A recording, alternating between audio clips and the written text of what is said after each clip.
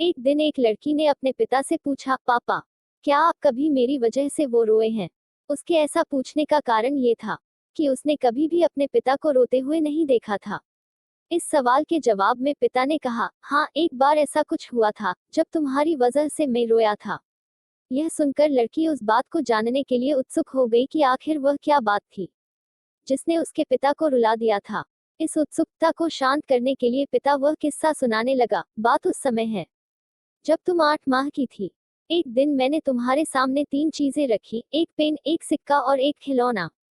मैं ये जानना चाहता था कि तुम उन चीजों में से क्या उठाओगी। उनमें पेन बुद्धिमत्ता का प्रतीक था, सिक्का धन का और खिलौना मनोरंजन का प्रतीक था। मैं ये सब बस एक जिज्ञासा के कारण कर रहा था। मेरे लिए ये जानना बहुत रोचक था कि मेरी बेटी के लिए आगे जाकर क्या सबसे अधिक मायने रखेगा।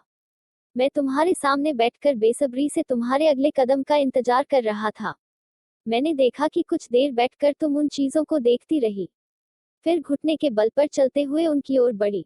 जब मैंने तुम्हें आगे बढ़ते हुए देखा तो मेरी धड़कनें मानो सी रुक गई। लेकिन अगले ही पल तुमने उन सभी चीजों को अपने हाथ से एक तरफ हटा दिया और आगे बढ़कर मेरी गोद में चली आए।